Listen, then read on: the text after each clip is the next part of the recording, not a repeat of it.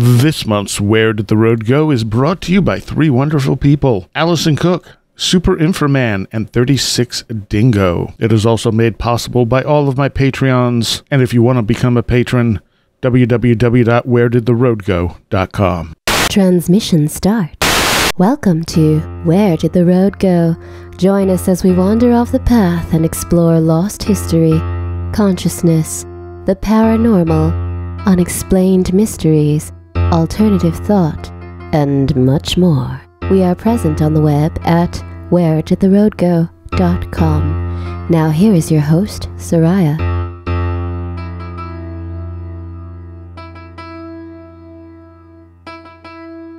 Welcome to this edition of Where Did the Road Go? And tonight I am joined by Octavian of the Strange Dominions podcast. Hello, hello. Barbara Fisher of the 6 Degrees of John Keel podcast. Hello. And Joshua Cutchin of Joshua Cutchin's a good author. Yes, that is the same, I guess. And has just written a massive volume that is going to break people. It might. Ecology of Souls, A New Mythology of Death and the Paranormal. It is available in 2 print volumes or 1 Kindle book. There is also a companion book that just contains the endnotes, bibliography, and 3 appendices to sort of be illustrative of some of the cases that I talk about in the book. And it, as of recording, it just went up earlier today. So I'm exhausted and relieved to have almost 2 full years of work behind me. It's been a long road, but this is a pretty accurate snapshot of how I reconcile the entirety of paranormal phenomena in my head right now. You know, in 6 months, maybe it's different, but right now that's how I feel.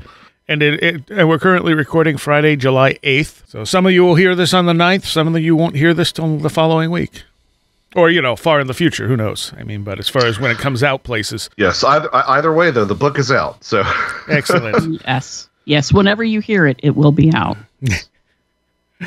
So do you want to give people some of your thoughts on this? I mean, we'll obviously do a full show on the book after I read it. Sure. I mean, it's something that Barbara and I ran into in our 6 Degrees of John Keel interview, is that it's so much that it's hard to wrap your arms around when you talk about it. You can almost better talk about it in chunks. But I have been sort of writing this book for the past 5 or 6 years in my head. I was always intrigued by that Anne Strieber quote, "This has something to do with what we call death." Yeah. That's an observation that she made after receiving all the letters from experiencers after her husband Whitley Strieber's communion came out in 1987. And I thought that there was a way to tie all this together. Obviously, there's a lot of, Kenneth Ring in the book, in the way that he tied the alien abduction experience to shamanic initiation and the near-death experience as well. But I wanted to explore that. And in order to do that justice, you do one of 2 things. You start writing about the UFO problem, and you keep referencing and digressing to talk about older traditions of the soul, polypsychism, the idea that we have multiple souls, near-death experience, ley lines, or you just write a book with all that in it, and that serves as background material for the UFO discussion. So I think that was probably the lesser of 2 evils in this case, which is why it's divided into Volume 1 and Volume 2. There's plenty of UFOs in Volume 1, and plenty of old soul traditions don't get discussed until Volume 2, but that's roughly the breakdown of it. And it turned into, the more I looked at it, a sort of revelatory, I think, way of looking at the paranormal through the lens of death. And I think it probably flirts with reductionism in that regard some, but it was astounding to me how many things could be really completely always, recurrently tied back to death. I mean, take something as relatively benign as orthoteny, which was, Ami Michel's idea that UFOs traveled along these great circles that sort of manifested as straight lines in the landscape. Yeah. Well, you unpack that concept and you're talking about ley lines, and you unpack ley lines and you're talking about, distances between these ancient monuments that were often sites where massive amounts of people were buried, and the idea that spirits of the dead often traveled in straight lines. That's why you see traditions like, dream catchers and witch bottles and labyrinths and whatnot used to capture the dead. So in order to talk about all that UFO stuff, you really have to unpack a lot of these older death traditions, and that's why we are where we are with this giant beast of a book. Maybe Barbara can say it with a little bit more objective perspective, I suppose, since she was my editor on the project. Well, it's like this. As he says, he could have just written a UFO book, but it wouldn't have had the impact that it's going to have if it was just a UFO book. And he did digressions here and there and tons of huge footnotes down at the bottom of every page to explain every concept he brings up. Which is why I think that I agree with him that the 2-volume work makes a lot more sense. If you're interested in any aspect of the paranormal, you'll have something in this book that you like. That's just how it is. It's all in there. It's all tied together, and it's tied together without a lot of ridiculous theorizing. He brings the receipts, and he doesn't fool around. Part of the reason I think he chose me as an editor, besides my experience with editing before, not with books but with newspapers, is because I've read a lot of these subjects very deeply. So he knew that if there was something that was hinky in there, I would catch it. So yes. That was absolutely a deciding factor. That, and, I couldn't think of anyone else who would just be as well versed in all this stuff, like Forteana and magic practice, and again these older, basically religious traditions. Someone who would have that sort of broad perspective. I mean, that's a pretty narrow pool of folks. Yeah, I guess so. I mean, I just like to read all the things. That's what it is. I want to know all of the things. But it's definitely a really excellent work. And I would say my one problem with it is he says it is a new mythology of death and the paranormal and death. I think it's also the paranormal, death, birth, and rebirth. Yes, and I think by nature of life.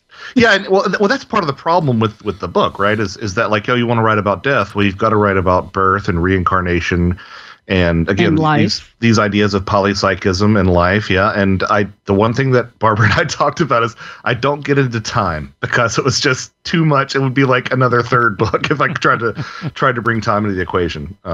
But yeah, it quickly showed itself to be a perspective of the paranormal and how it relates to this endless cycle, which I think at this point we all go through. So what is life and death, Josh?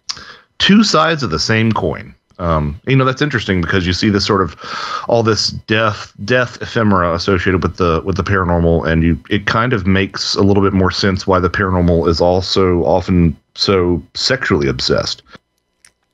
Because I know that sex is not just procreation, but it's inextricably tied to it. Well, it's base level, right? So that gives you some. I think that provides some additional insight as well. But as far as that was another goal of mine, which was like, I'm not going to reinvent the idea of what the afterlife is. I'm not going to try to fight what the idea of ghosts are. There's plenty of problems with the idea of ghosts as dead people, but like, let's just go with those baseline assumptions just to have a way to even begin to broach this topic. So, okay, then what's life all about, Josh? If you're reading my books to try to figure out what life is all about, please look elsewhere. No, one of the things that is a recurring refrain throughout the book that I find a lot of these things tend to do is that idea of dying to death. The idea that once you have eliminated a fear of what I believe at this point is a very transitory and very fleeting thing, not the end like a lot of people think it is, but once you've eliminated that fear, that false fear of death, then you're allowed to focus on not only life and improving your life and the life of those around you, but also higher metaphysical ideals as well. I agree. So that dying to death refrain keeps on coming back, and you can see this, across the psychedelic literature time and again, across the near-death literature, obviously. But you can also see it in older traditions, like a lot of the mystery schools. There are strong indications that that's something that was the main takeaway of the Eleusinian mysteries, was that you would go and you would realize that, oh no, there is something bigger. And, in sort of a way, I think that the study of the paranormal can be that same dying to death sort of catalyst. It can show you, especially if you have firsthand experience, that no, we don't have it all figured out. And if we don't have it all figured out, you as sure as heck don't have it all figured out, and that opens the door. I mean, it's the sort of re-enchantment drum that I'm always beating, but I think that's a more confronting way that it sort of manifests as well. And I think our culture is kind of obsessed with, the fear of death, but also the fear of aging. Yeah. Well, it's weird. We're obsessed with this stuff, and we seek to prevent it, but we don't really like to talk about it. Sex, death, and UFOs. You can't talk about around the internet. And I've known so much of. Aging's a thing. Obviously, you can't escape aging, but there's also so much of it that's state of mind. And I see people who give up as soon as they hit like 40, and they're like, "Well, I'm old now. I can't do anything." I don't understand that. Yeah, neither do I. I had a friend who was a couple years younger than me, but he was a good friend of my brother's, my brother's like 6 years younger than me. And so he was like in his late 20s, and he'd be like, "Oh, I'm too old to do this," or "I'm too old to do that." And he'd say to my brother, "You'll understand when you get to be my age." And one day he turns and says that to me, and I'm like, that was like 2 years ago. Yeah, it doesn't make any sense. I don't know. Maybe it's because I grew up and I always respected and liked older women, mainly because in my family, the old women were the ones who said the things that needed to be said without fear and did the things that needed to be done without fear. Right. Because after a while, you just don't give a good damn what anybody thinks about you. Right. And I have noticed that there seems to be a point in a woman's life where she just is like, I don't care. I'm just going to say this or I'm going to do this. And in a lot of ways, I feel like women, after they do the menopause thing, which is a big bunch of crap, if you ask me, that was some engineering went awry with all that. I'm just not even, it's just terrible. But once it's over, it almost frees you up for all of this other stuff.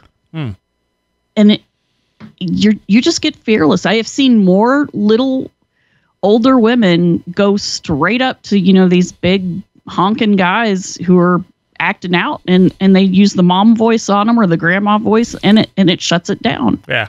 So I don't get fear of aging. I'm fine with turning out to be an old woman. I mean, it sure as hell beats the alternative, right? I mean, dying young. Dying young, yeah.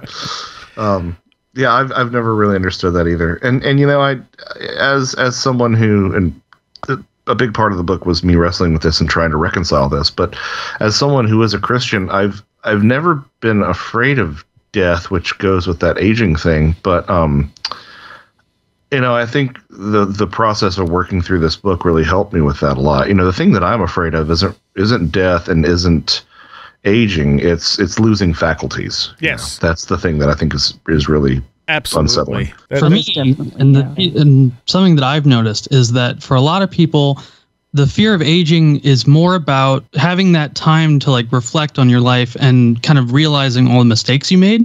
And so I've known people who are like, I don't want to get old because I just want to die young and enjoy the ignorance of not really knowing like what, the good or bad that I did. I just kind of experience it. When you get old, you're like, oh wow, I'm been alive for 90 years, and these are all the mistakes I made, and these are all the regrets I have. I don't want to experience that.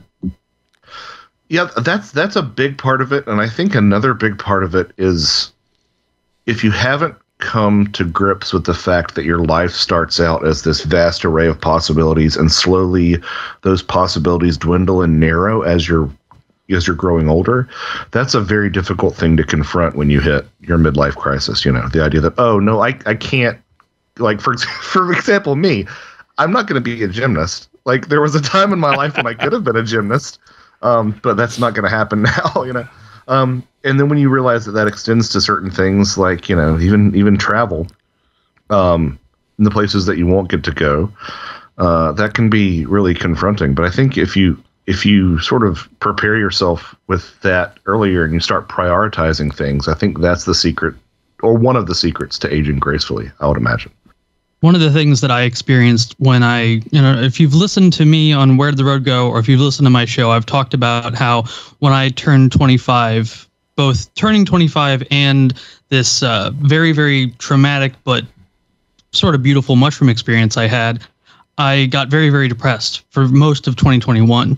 And part of that depression was kind of this feeling like, all right, I'm 25. I have my entire life ahead of me still, but I don't know what the right choice is to make. I don't know how to live my life properly, so that way I actually enjoy my life. I don't it kind of goes back to what I was saying about this feeling like being 90 years old and feeling like, oh my God, this thing that I did when I was 28 that I didn't realize was going to have such a big impact on my life has now ruined my life, and I'm very regretful and all this stuff. So that kind of that openness of life really kind of scared me for a while. I've come to terms with it, but it still keeps me up at night every once in a while. See, from me, even, you learn more from the mistakes than your successes most of the time. So I don't regret anything because I've learned from all of those things, and that has turned me into who I am now. And I'm sure I'll make other mistakes in the future, and I'll learn from those mistakes, hopefully. Well, that's one of the things that I always I don't blame people for feeling this way, but I always kind of cock up an eyebrow is when people talk about the regret that they spent with a first spouse or with an ex. And I'm like, well, you saw something in them at some point, and they served a purpose and they informed future relationships. And, it's not, it may seem like time ill spent, but I don't think it is. I have a saying that came out of my first marriage with my co-host Morgana's father. And it's love's never wasted. It may be if you love someone who it turns out to, that they were unworthy, that love that you put out into the world will return to you, just maybe not from them. Right. And what happens in that relationship, you still build something together. Whether you have a child or you had good experiences early on or whatever, there is still something good that came out of it, and you survived it, and you're wiser for the next relationship. And so you don't, you don't maybe do it again and again and again. And I feel like by paying attention to these things, I've had short-lived relationships or even just close friendships with people who sort of prepared me to deal with someone later on. And I don't feel like that's by chance. I feel like if I had just dealt with that person later on, I wouldn't have been able to because I didn't have that experience earlier. Yeah. So I do think there's a pattern to what's going on with our lives. I don't think it's just random chance. Yeah, this might get a little bit too personal, but I was dating a girl during a period that when her mother passed away. And, it's a difficult situation, obviously for her, but it was also an odd situation for me. And there were, I think, when you're confronted with something like that, there's some things that I would have done differently. And a similar situation unfolded itself in my life later. It definitely informed me for that. And, my wife's mother passed away, and I was able to, I don't want to say been there, done that, got that t-shirt, because that's a little bit callous, right? But I want to say that there's a certain amount of I know the do's and don'ts a lot better in this situation. And, it was informative, it really was. Yeah, that makes sense. You don't have to, it's not always, the first time for every experience. Right. You can learn from it and move along. So what are UFOs, Josh? Probably a lot of things. I've always been on record as saying that 80% are probably misidentifications, and then that last 20% is probably psi phenomena and some sort of soul phenomena and unrecognized life forms and misunderstood weather patterns that we don't know about, and maybe even a little bit of aliens, right? Within the context of Ecology of Souls, some of the things that I settle on, some of the possibilities are an exteriorized aspect of the witness's soul, the souls of the dead, or perhaps a reified reinvention of one of the most common psychopomp motifs, the boat or the ferry to the afterlife. Oh, okay. I mean, that's an idea that Jung even played with in his Flying Saucers book / essay. Jung I don't think. I was going to say Jung was so ahead of his time too. He really was, and he addressed things that I still see in the current UAP discourse, UFO Twitter and that sort of thing. The people who insist on calling it UAP, right? The ones who say, well, psychic phenomena can't show up on radar. And I know I've said this somewhere to the road go ad nauseum, but ghosts slam doors and ghosts leave footprints. So who says that something similar can't be going on with the UFO phenomena? And even Jung address that issue. Sometimes people see things and there's no radar echo, and sometimes you have radar echoes and there's nothing seen, and sometimes you have both. So it's the idea, it really does show you how deeply enmeshed some people, especially those of the extraterrestrial hypothesis persuasion, are enmeshed in the sort of false dualism that I think we struggle with. So I know you're a big fan of Patrick Harpur's work. Do you think it works in well with his ideas? I think it's complementary. I think I'm a little bit more literalist than Patrick Harpur is, and that's to my own detriment. My first correspondence with Patrick was he said, I think this is even before we appeared on Where Did the Road Go, because I'd reached out to him for some advice on something. He's like, oh, by the way, I really love Thieves in the Night. Wasn't quite written as well as I thought it should be, but I really like the ideas. And I was like hurt for about a tenth of a second, and then I'm like, well, this is Patrick Harpur saying that, he is so elegant, and he really straddles, even in his writing, he's able to straddle this line of this, and he tears down this false dichotomy that is alluded to better than anyone that I know. And he sits with that ambiguity a lot better than I do. Maybe Barbara can say if it fits into daimonic reality or not. I think it does. And you're right. I think Harpur has had a little bit more practice at sitting with the idea of it's not either or, it's both and. It's not one thing or another, it's all of them at once. Yeah. And how it manifests at a given moment has to do with a bunch of different things, like who is observing it.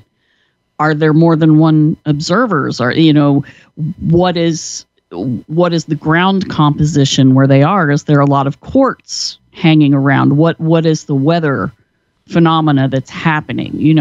What is happening within the witness? What is happening without the witness? Yeah.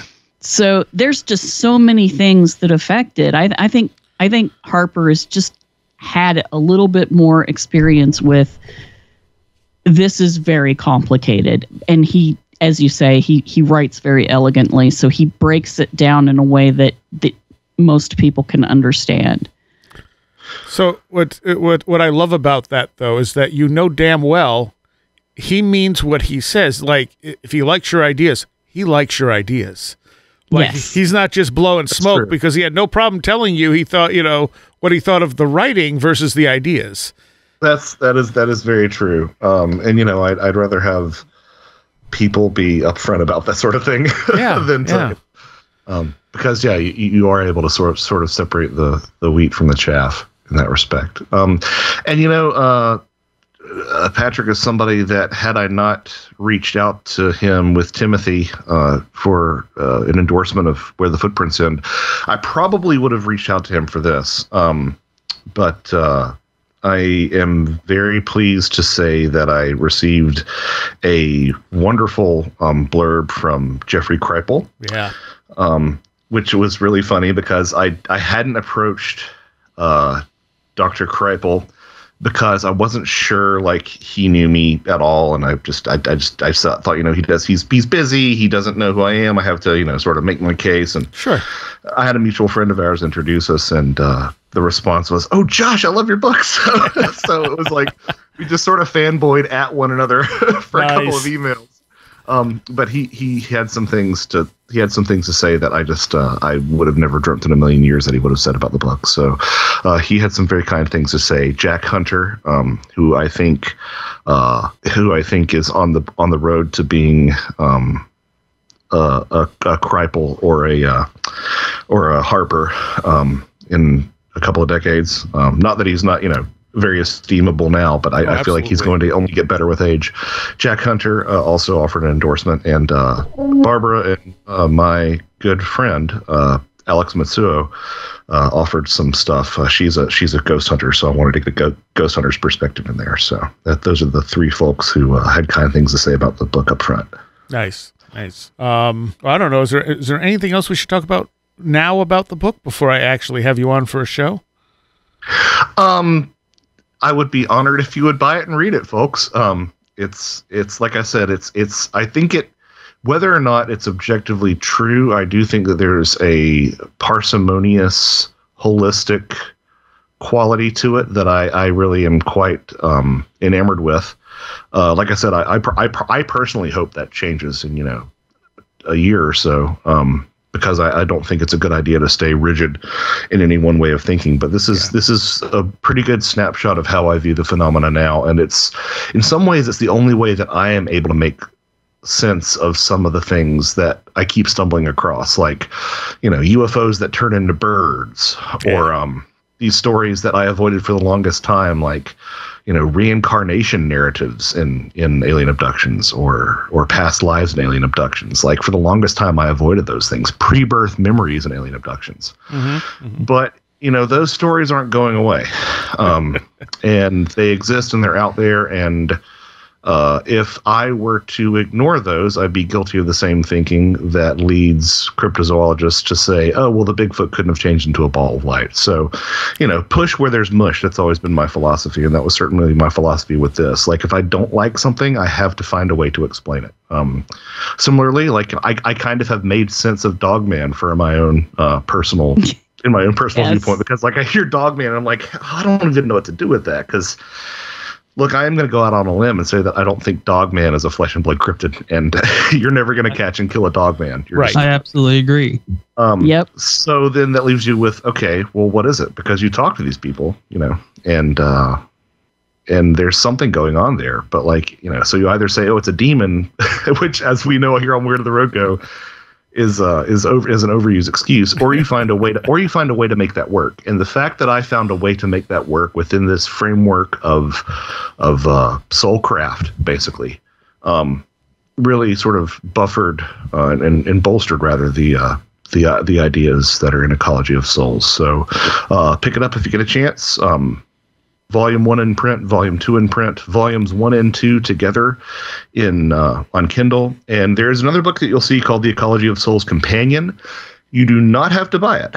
I included it as a physical purchase for folks who are like me, who are completionists, who want to have a physical copy of something, but it is also freely available right now as we speak at joshuacutchin.com on the Ecology of Souls Companion webpage, and you can download it yourself. So the idea is What is it? It is 3 appendices, which talk about dead people seen during UFO contact or alien abductions who are not known to the witnesses. The second appendix is dead friends and loved ones who are seen to UFO witnesses under the same parameters. And Appendix C is UFOs seen at burial sites, cemeteries, graveyards, etc. So they're collections of accounts. Yeah, they're collections of accounts. So it's those 3 collections of accounts. And then it's the endnotes and the bibliography, which is just an alphabetical listing of all the sources. The idea behind that was that, you know, this book that I just described, this supplemental book is, I think, somewhere in the order of like 300 plus pages, if memory serves. So you can see how that spread across 2 books would add another 150 pages on it, and then the books are big enough as it is. So the idea is that as you're reading, Ecology of Souls, and you're like, oh, look, EndNote 991. I want to find out what that is. You flip to the back of the book. It says, go to joshuacutchin.com/Ecology of Souls Companion, and you plug that in. You can download it, look at it on your computer, look at it on your phone, whatever, but you can find those EndNotes listed separately in that companion. So it was just a very practical matter of saving space. Nice. Okay. Also a very Joshua Cutchin thing to do, though, right? Like, I'm gonna have a separate book that's just references. Like, I've become self-parody now, but there is an academic precedent for that, to have, like, a multi-volume work, and to have one entry just be the source material. So that's the way I justify it in my head. How long is each book, page-wise? Page-wise, it is 400. I should know this off the top of my head, and I don't. Page-wise. No, that's okay. I'm looking it up right here, right now.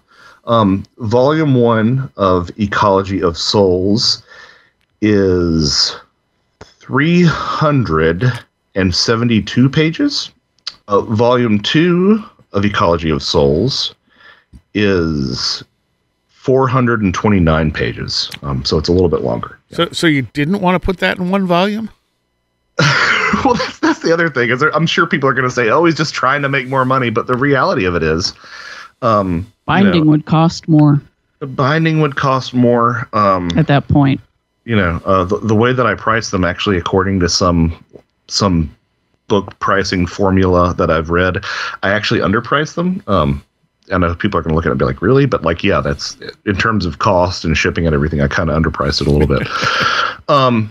But like the binding itself, I mean, Amazon publishing has gotten better, but I by no stretch of the imagination would ever trust them with binding a book that large and expect it to last any length of time, really. I think I only have a couple books that are that long. One is the I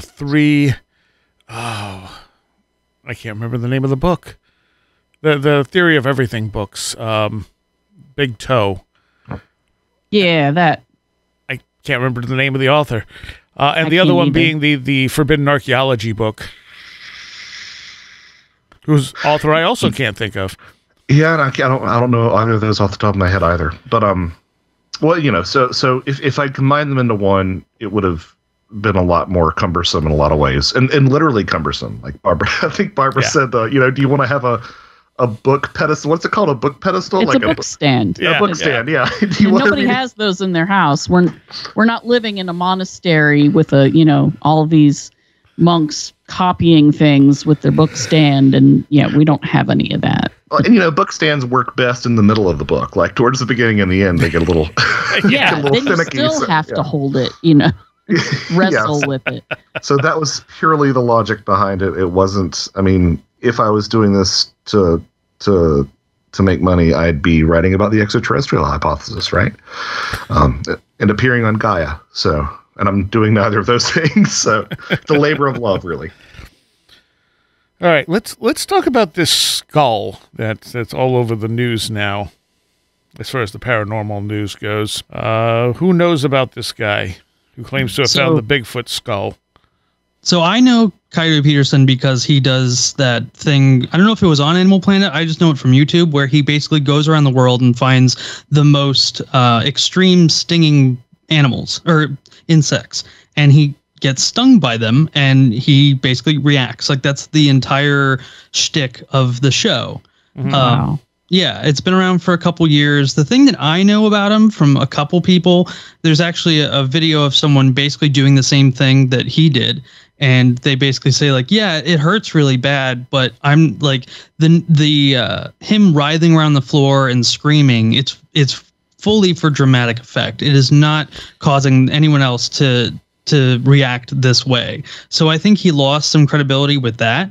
But yeah, that's how, as far as I know, how most people know him is through him just getting stung by ants and bees and wasps and things like that. Okay. I didn't even know that. I know of that. I didn't know that was the guy. Yeah. Just people, and I don't know. Like, nothing about this seems on the level to me. Mm-mm.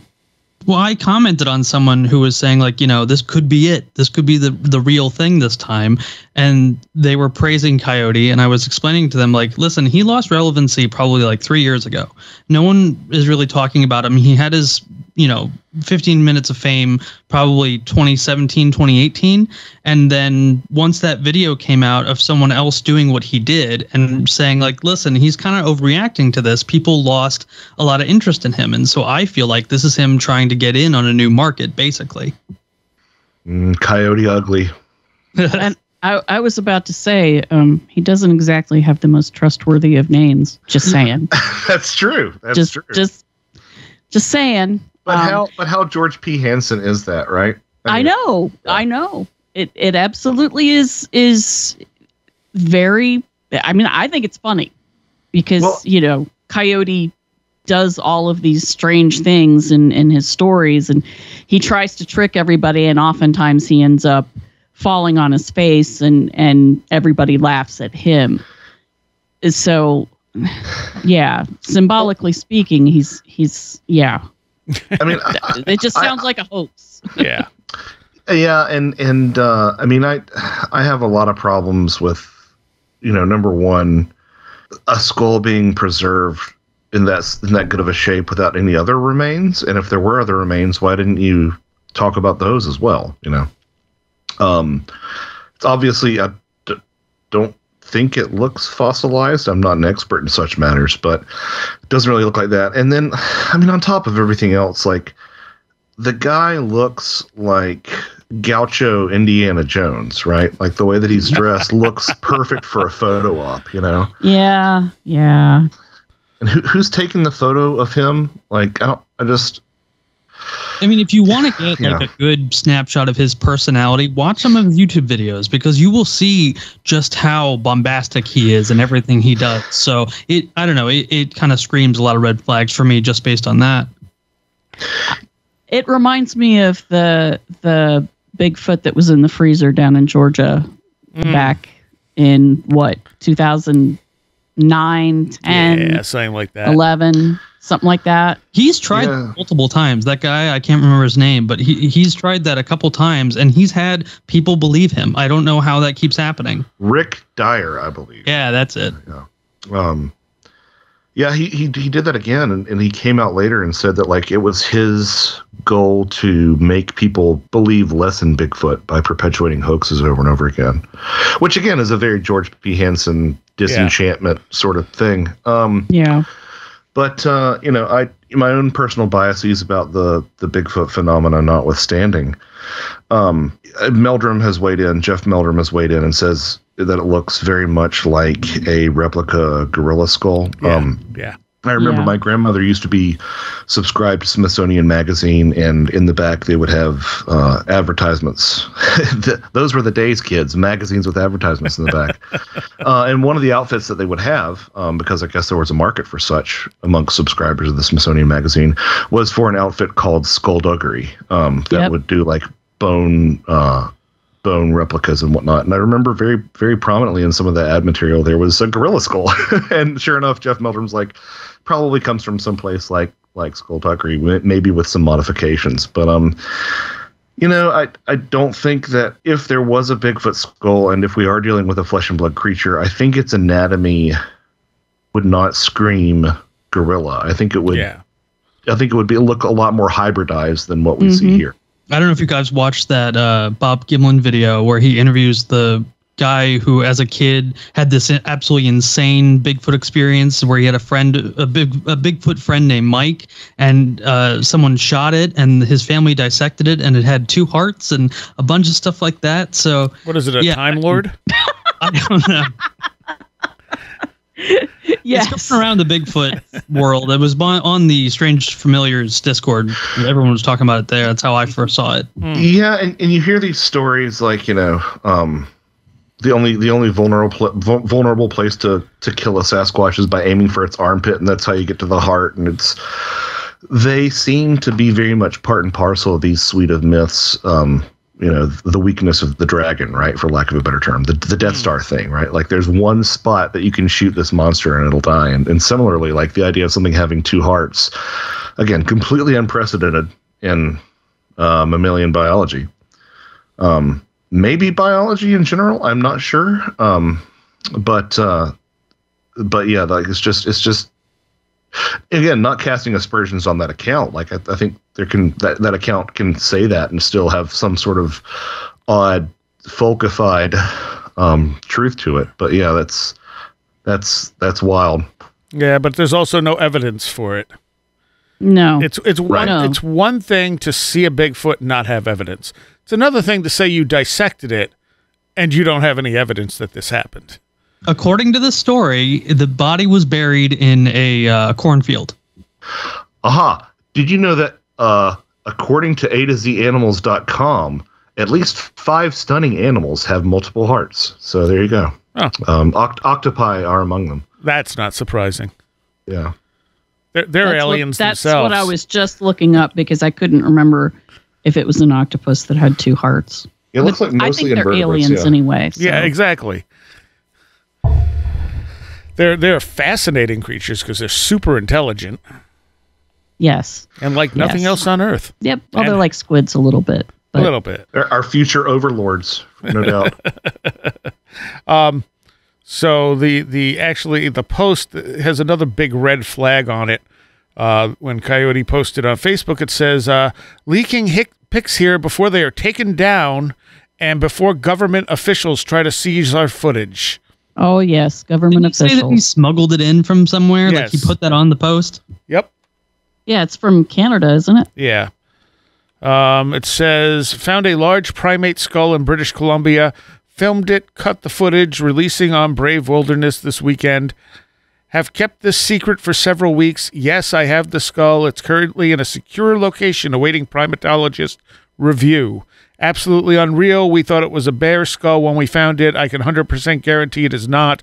The skull was found partially buried underground in deep back forest ravine after a massive storm in the Pacific Northwest where clearly a bunch of trees and earth were disturbed. I'm sure these pics will be taken down, as will probably the video by the government or state park officials. But the skull is safe. I don't know if it's what you all think it might be, but I cannot explain finding a primate skull in the Pacific Northwest without wondering, what do you believe? Oh, I think there was a circus train and it crashed.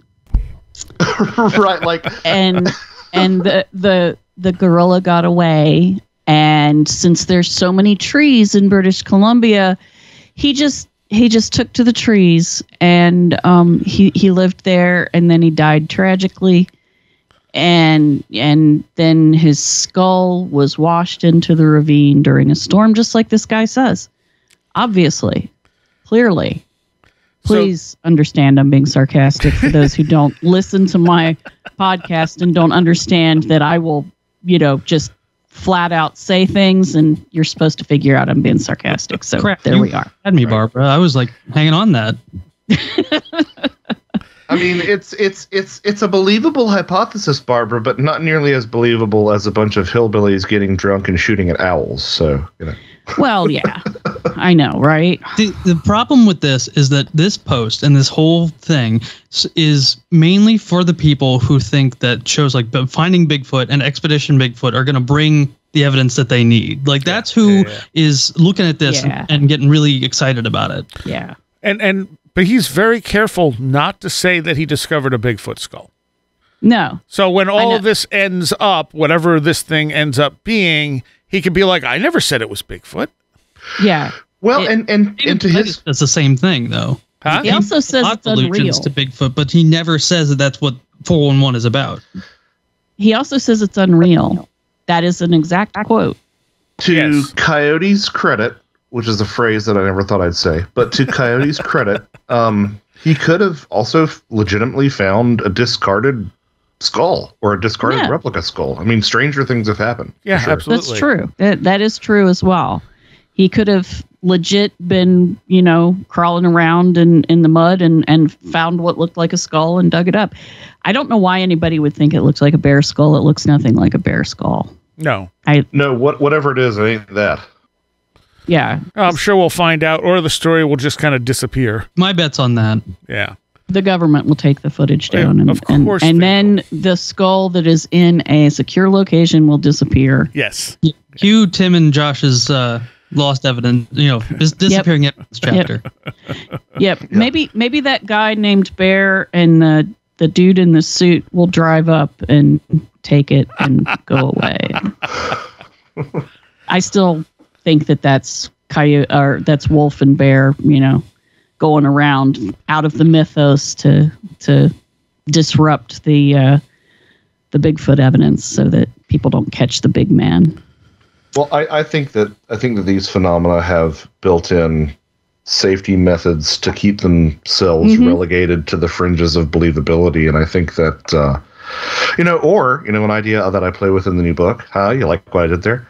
An idea that I play with in the new book is that it's actually, for the cases of Men in Black, it's actually an aspect of the investigator who realizes that they're treading in dangerous territory with the UFOs and sort of project this warning mechanism, saying, hey, step back, as sort of to give themselves an excuse to not pursue the topic any further because it might endanger them.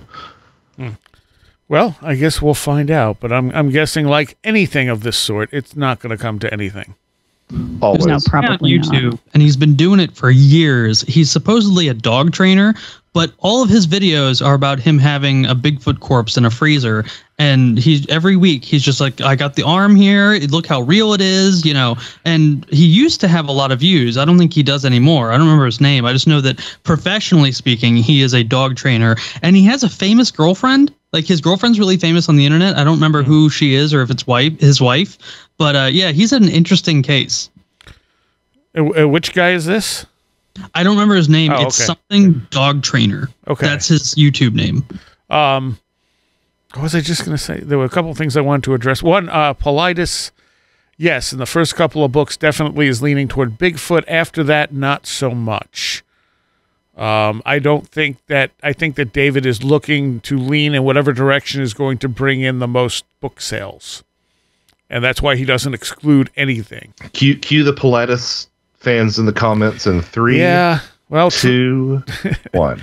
The problem is truth is truth. I mean, it doesn't invalidate the work. The collection of cases is very good, but the leanings on it have changed throughout the as the books have come out. Yeah, and I will say that I have heard enough stories from people that I trust that this is a trend that I've become aware of. So maybe true, maybe not. But I know that a lot of people are telling me the same story from a lot of different areas. So that's where I'll leave that. Which story is this? Personality, motivations. Oh, I see. Etc. Yeah. Yeah. Okay. Oh, and that guy from YouTube is Peter Kane. I looked him up. Yeah. And we talked about like the one guy doing repeated hoaxes, and when you take that and you look at the UAP thing, it's kind of like, people don't look at history of this stuff. No. Sometimes because they're just getting into it and they're like, oh, this is really exciting. And it's like, it's not new. This stuff, it just happens on repeat constantly. And you never get anywhere with it. You're not going to get any answers. Totally off topic, but that you talking about that really reminded me about how many posts I'm seeing on all different platforms about people who just watched Stranger Things and have no idea who Metallica is, and thinking like, oh, wow, it's really cool that Stranger Things gave this new band a try. And, I hope they get big from this. That happens a lot. That happened again with when Kanye invited Paul McCartney onto one of his tracks, and it was like he's poster like, I'm so glad to see Kanye reaching out to an artist like Paul McCartney. I hope he blows up. Yeah, or like what is it, Post Malone doing a thing with Ozzy Osbourne, and his fans like, wow, this new Ozzy guy, I hope he gets big. Yeah. Well, that's because these people lose relevance, and then like by the time the younger generation comes along, they're not looking back. There's so much stuff to look at currently. Yeah. And realistically, Metallica haven't been relevant since the Black Album.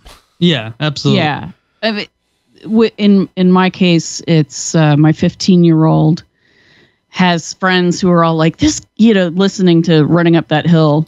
And it's like, Kate Bush is great. Oh, wow. She's so cool. I wonder if she has any other music. And my kid is like, what? What? Have you never heard of her? What is and then they're like, where did you hear from her? Where did you hear of her? And he's like, my parents. They listen to her all the time. It's a thing. Isn't it funny? They did the spiral dance to her, to one of her songs when they got married. Isn't it funny how the internet exists and people can't be bothered to just look something up? There used to be a website. I'm not sure if it's still around. And of course, here I am on the internet, not looking it up right now, which is ironic, right? But it was a website where you could plug in a term. It was called Let Me Google That For You. So you plug in the term and you send someone the link. It would have the cursor go over and it would type in the search terms and give you the search terms. I remember that.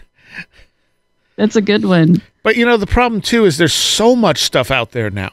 Like, when I was growing up, like from radio's perspective, when I started in radio doing The Last Exit in 94, I might have gotten 10 new records a week. Now it's 1 to 200.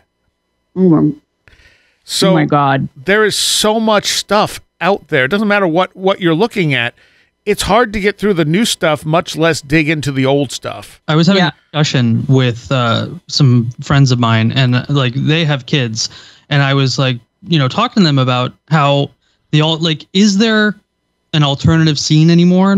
Is that even a thing? Is there do weird kids still exist? Because from what I see on the internet, at least, everything is weird. Even the cool kids are still calling themselves weird and alternative. But I don't know. Is cool there now. That separation anymore? It is extremely ironic to me that I was aggressively made fun of in high school for knowing the word Mandalorian, and now it's one of the most it's like a pop culture touchstone. Oh yeah. Well, that Lord of the Rings, you were a dork if you liked that type of stuff. You if you liked computers, you were an absolute loser if you liked computers or video games. If you battle in high school, then you were gonna kill everybody. Yeah. Well, Stranger Things did a good take on that, I think. Yeah. Star Trek. If you liked Star Trek, you were the biggest nerd in the world. I make fun of my dad for liking Star Trek. But the funniest thing I saw with the Stranger Things was a fake headline that says Lars Ulrich sues kid for stealing a Metallica guitar solo to save the world. I keep seeing posts, people saying that album came out 2 months before the events of Stranger Things. So, between school and doing a D&D run, he had to learn that entire song in 2 weeks. How did he do it? Well, this problem has been baked into Stranger Things from the very beginning. For example, there's a poster for John Carpenter's remake of The Thing on the walls of one of the kids. And if you know anything about the history of that film and its box office, there is no way in heck that a kid would have that on their wall. It wouldn't have happened. It became popular years later. So it was a cult classic. Cult classics have to sit and simmer and stew in weirdness and obscurity before they become a thing. I think they also used another song this season that was not out when they threw it on there, and I went, I'm just going to ignore the fact that wasn't out yet. I think it was Stranger Things. It might have been a different show, but that happens. Guys, did you know that lightsabers aren't real? What? No, they are. Someone made them. You take my meaning. Someone really did make a lightsaber. It's incredibly dangerous. I would think so. I forget what he did, but he actually made a legit lightsaber, and I was like, wow, I don't want to be near that thing. Not the way I am with electronic equipment. Right. You don't want that going wrong. Cut off your own arm. So the other thing that we were talking about earlier was the idea of magic, what people call themselves when they practice magic, and also the idea of right and left-hand path. And to me, right and left-hand path, I've always taken sort of the tantric sort of idea that left-hand path is indulgence. It's not bad. Mm-hmm. And right-hand path is abstinence. So like for people practicing Tantra, if they're right-hand path, they do not they don't have that sexual release. They build the sexual energy and then they stop and they retain it. Whereas a left-hand path practitioner can use that energy, can have a partner or whatever, to utilize what we consider more like sex magic. Right. And it's abstinence versus indulgence, like living your life and embracing, you know, the pleasures and the things around you, or abstaining from them to attempt to find a higher meaning that way. And I don't think either one's a right or wrong path. I think it's just the attitude you take toward things and what works for you. I don't, you know, a lot of people associate it with, well, left-hand path is evil, but no, it's just not abstinence. Yeah. Yeah. I'm one of those people who will basically say that magic is a method. It is a tool. It is a system by which you change physical or spiritual or emotional reality through a conscious act of your own. And you can do it directly by concentration. So you don't need any, you know, gewgaws or crystals or whatever, or you can use something like a crystal to focus yourself if you need to. Mm-hmm. It is neither black nor white. Right. I don't like those terms because they're inherently racist, which does sound kind of, you know, stupid if you think about it. But if you also think about how the entire idea of racism was meant to show that black was not human, white was human, it is kind of racist. So I always assumed that black was just, you know, like the same as night. You know, night is scary. Yeah. You know, the light of day is dangerous. Yeah. Because you don't know what's there. Light of day is comforting and good. Yes. The Egyptians, their thing was like Anubis is black, right? But the reason why is because that was the color of the soil. And so it was very fertile, and that was like a very prosperous thing. Mm-hmm. Yeah. So I don't use the term black or white to describe magic. I basically say it is what you make of it. Yeah. And what your intention is and how you focus your intention and what the outcome is determines what someone would call it good or bad.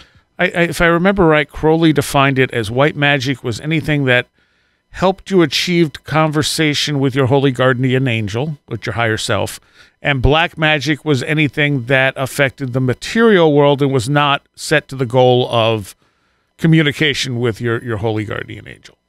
So one had to do with spiritual reality and the other had to do with physical reality, material reality.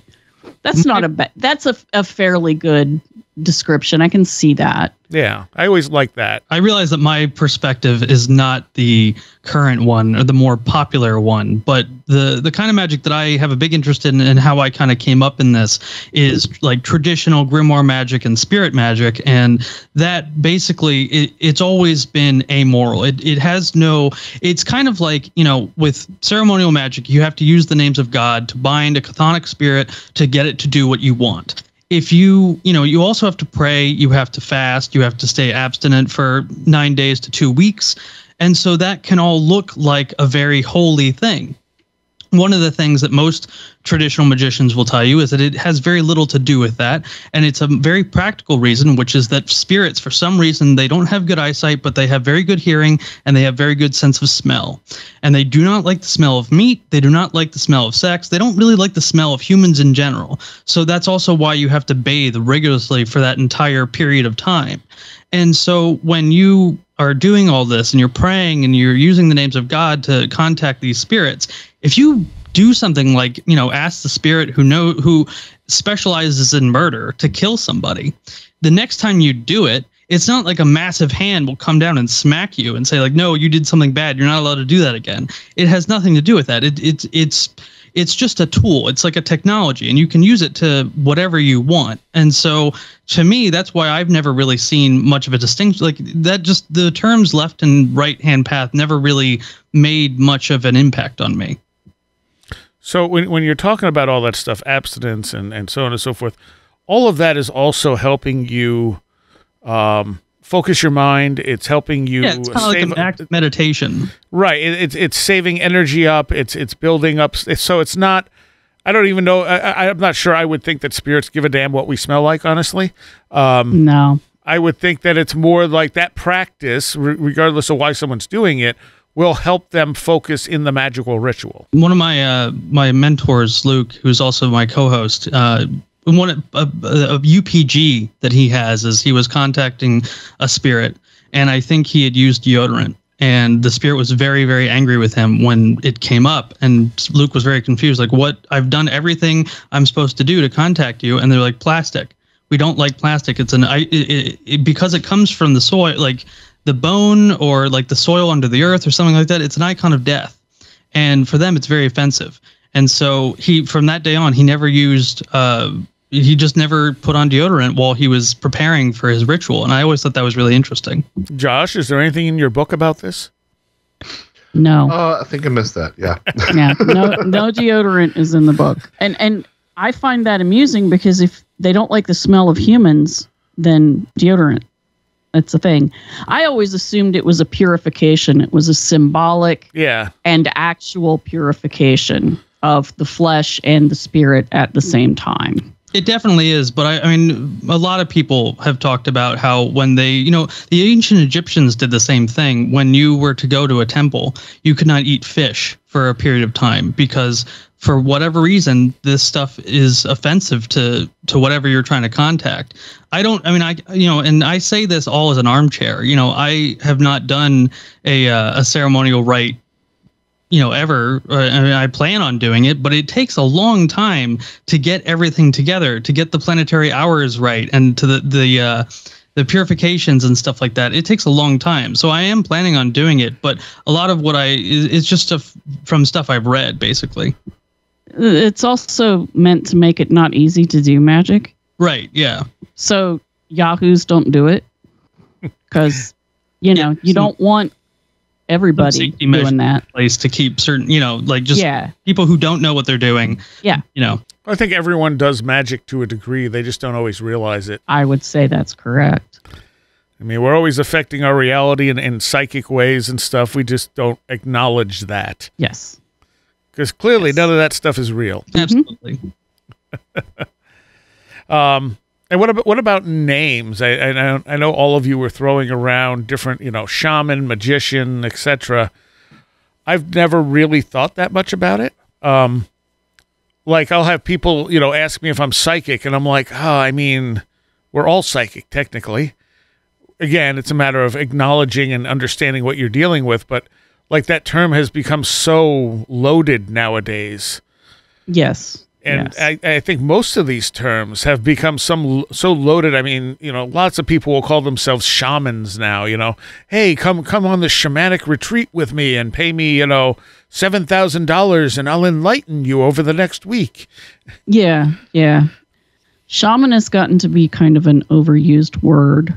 But the main reason that we do use it in a general term, I would say, has to do with the use of it by Mircea Eliade in their writings about the practice of shamanism. And so it has become a generalized term for animist practitioners who speak to spirits in the underworld and the overworld for the benefit of their community. That's a very general, basic definition. Yeah. It is useful for anthropologists. It does help. But if you're talking about a specific people, and if you're talking about the practices of a specific group of people, then it's better to use the term that they use for that practitioner. The problem in the West, I think, though, is we don't have very many of our shamanic practitioners running about. We kind of killed that thread of our civilization off with the rise of the church. So we kind of lost the plot there. And so when you have people trying to recreate or who are doing the same things that a shaman would do in a tribal culture, well, then what do you call yourself? We don't have the words anymore. The way that I've always kind of thought about it is shamanism, if you look at like terms like invocation or evocation, right? Invocation is the calling of something into something, either it's yourself or a crystal ball or something like that. Evocation is the process of calling something up before you, outside of yourself. Shamanism, to me, I always felt like that was a journey inside. You're speaking to the spirits not in your mind, but like, there's nothing coming up to you from a physical point of view. It's all like inner. And so magician is more about the outer. It's affecting your outer reality, whereas shamanism is more affecting your inner reality. It depends. That's a reasonable generalization.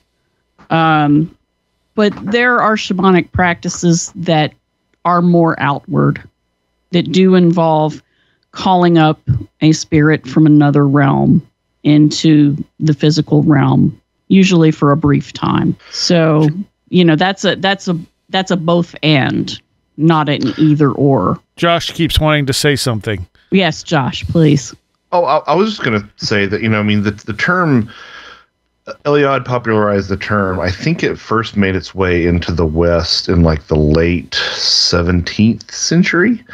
But yeah, shaman, technically, when you say shaman, you're supposed to be talking about a Siberian tradition, probably a Tungusic tradition. But it's just this issue with language. So my rule of thumb, and I sort of talk about this in the new book as well, is that if you're talking about a specific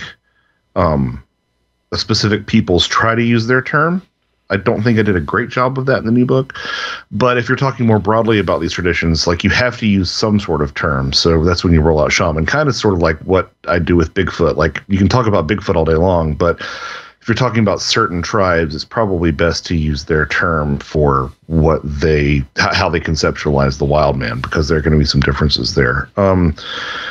But you start to see these traditions, they overlap and collide in certain ways that you can kind of broaden that umbrella term to sort of mean witch and cunning man, and even, saint or yogini, or, any of these other different terms. I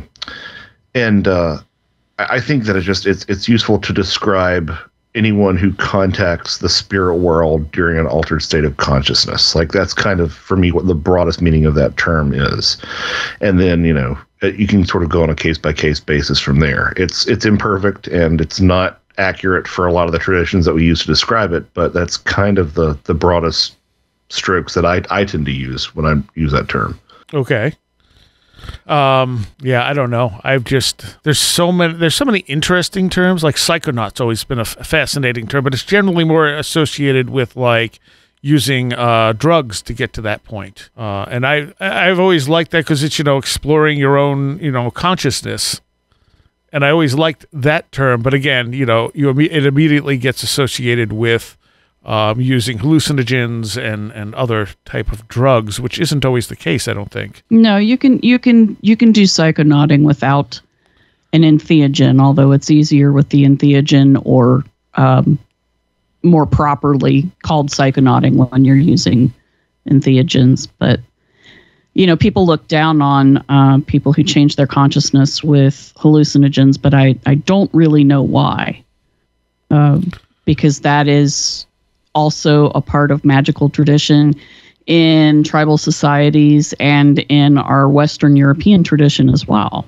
So it's kind of a lot of people will not call themselves psychonauts around certain other groups of people, because they will be looked down upon.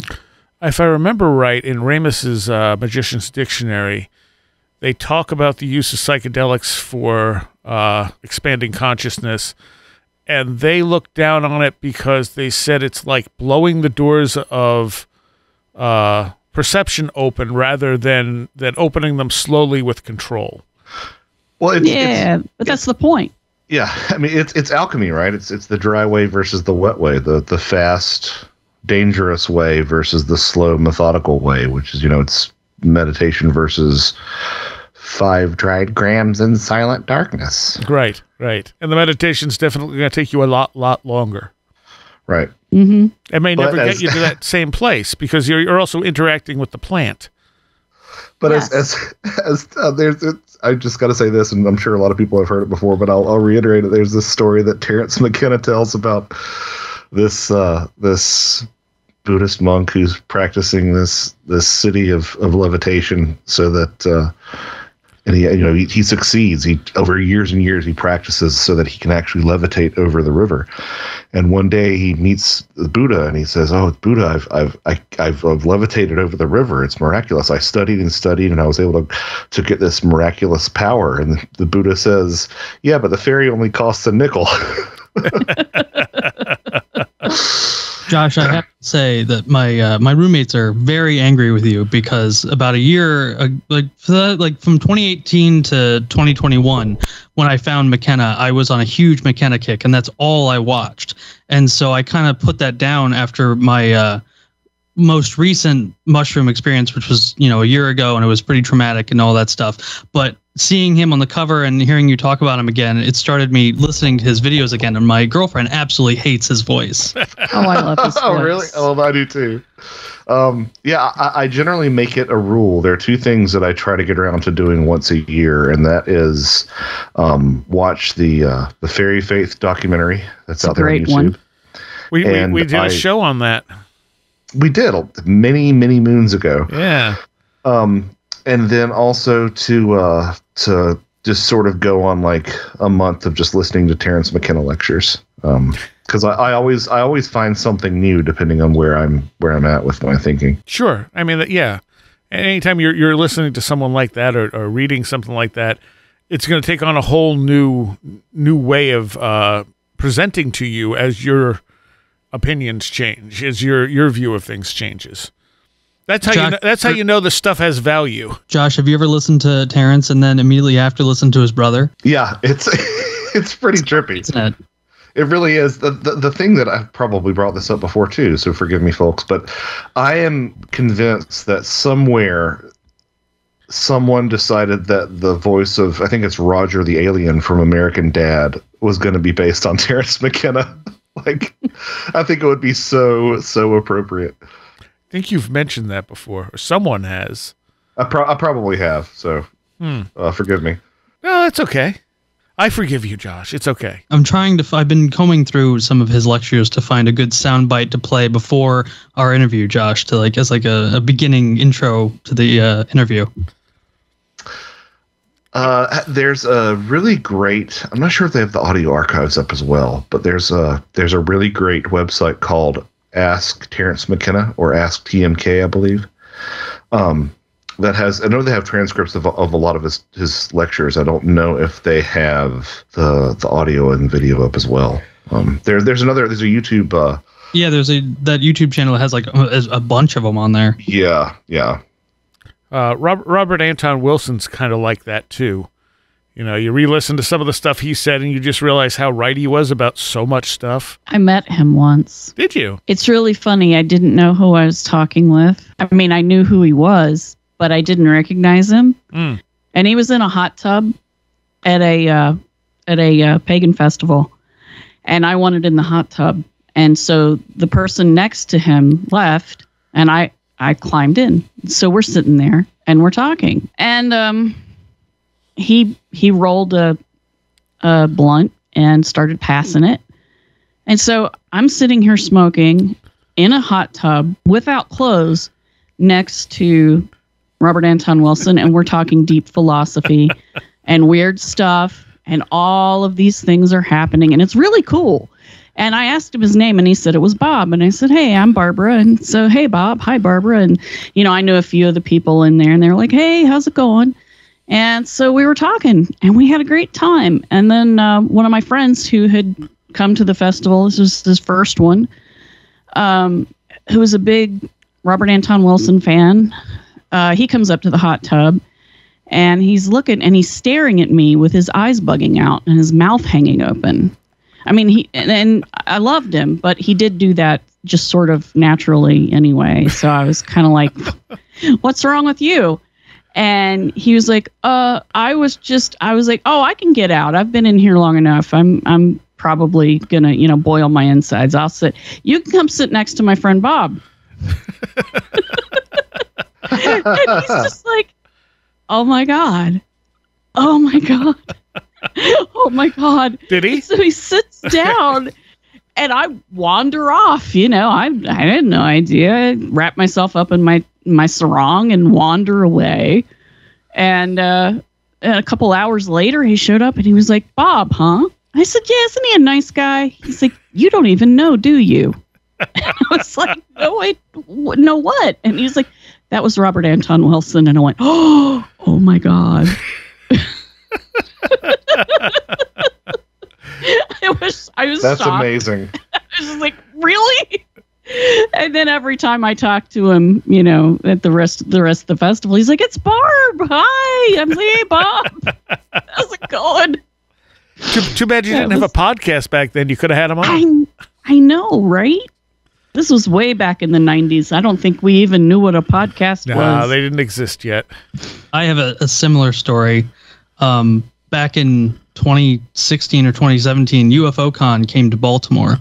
And my grandfather, while he is an absolute skeptic about everything, he's not like a debunker, but he's very skeptical. He agreed to go with me.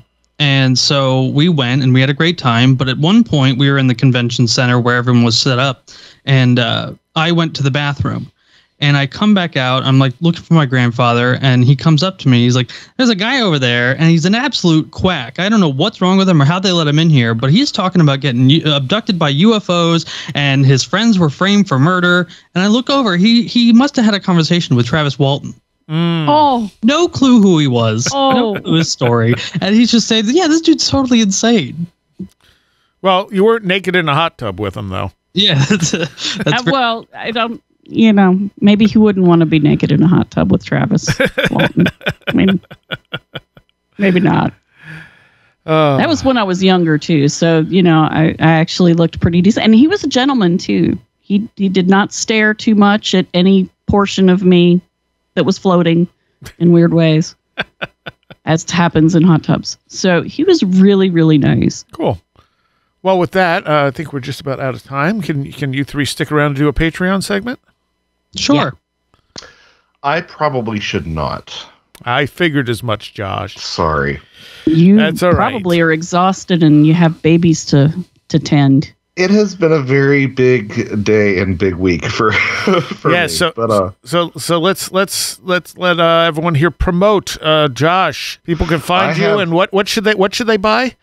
Yeah, Ecology of Souls, a new mythology of death and the paranormal. And you can find information about that at joshuacutchin.com, JOSHUACUTCHIN.com. A couple of quite a few appearances coming up. August 5th through 7th, I will be in Cape Girardeau, Missouri at the Midwest Conference on the Unknown. Really, really looking forward to it. It's a great lineup, including Micah Hanks, Ryan Sprague, Ken Gerhart, Steve Ward, Zach Bales, Courtney Block, Margie Kay, Michael Huntington, and Joel Rhodes. So it's I'm just looking forward to meeting all these people, the ones that I haven't met before. Then the following weekend, I will be at the Worldwide Metaphysical Tribe annual meeting in Franklin Grove, Illinois, August 11th through 14th. And then the first weekend of September, I guess that's Labor Day, right? I think so. September 1st through September 5th, I will be at Dragon Con here in Atlanta. Oh, nice. So I've got a lot of things coming up. Check it all out. I've got links to those as well at my website if you want to take a look at that. And thanks for having me on this. It's been fun to catch up.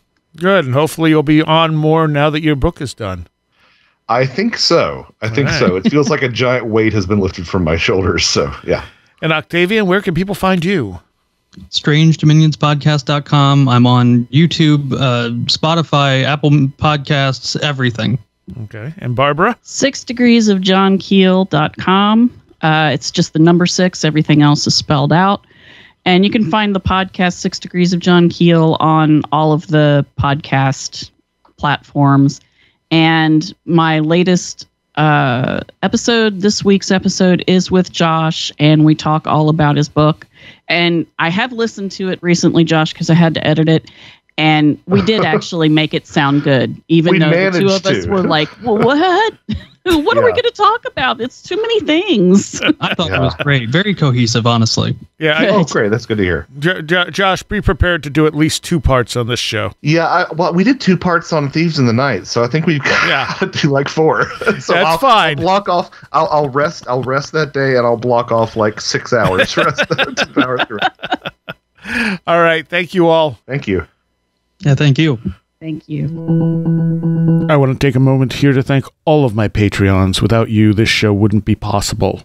And I especially want to shout out to those pledging $10 or more. Allison Cook, Super Inframans, 36 Dingo, Chuck Shutters, Leanne Sherry, CJ, Tim, Andrew Nichols, Christine, a blue 2nd Gen MR2 drifting around a Japanese mountain, Patricia Giaquinta, Alex Whitcomb, American Rambler, Andrew Maines, Barbara Fisher, Beverly Williamson, Big Boy Limina, Charles Davis, Charles in Florida, land of the crazy and communicable, Christopher Ernst, Craig Cicernos, Craig Parmenter, Crystal Ann Compton, Diane B., Edu Camahort, Empty K, Eric Citron, Eric Todd, J. Otto Bullitt, James Lattimore, Joanna Rojas, John Bracken, Carla Mahoney, Kevin Schreck, Cool Kitty, Kristen L., Laser Printer Jam, Linz Jackson K., Luke Osborne, MJ Armstrong, Jim and Sophie, Mark Brady, Matt in Delaware, Patricia W., Paul Jeffries, Ray Benedetto, Riker and Stark, Ron Dupre, Sam Sharon, Stone Wilderness, Tactical Therapist, Taylor Bell, Thunderboy, Tyler Glimstead, Vincent Trewell, Walker, Will Gebhard, Will Powell, Ren Collier, Stephen D., and Amber Hall. Thank you all so very, very much. There is a lengthy Patreon extra segment with Octavian and Barbara, where we get into all kinds of stuff. So if you're a patron, you'll be getting that later in the week. If you want to become a patron or contact us or anything, find all our social media and shows all the way back to the beginning at wheredidtheroadgo.com. Also, as a note, patrons get the show 1 week early. All right, and I will see you next time. You have been listening to Where Did the Road Go? This show is made possible in part from our Patreons, and we thank you and everyone listening for helping us continue this exploration of the strange. You can always find everything Where Did the Road Go related at www.wheredidtheroadgo.com. And thank you so much for your support.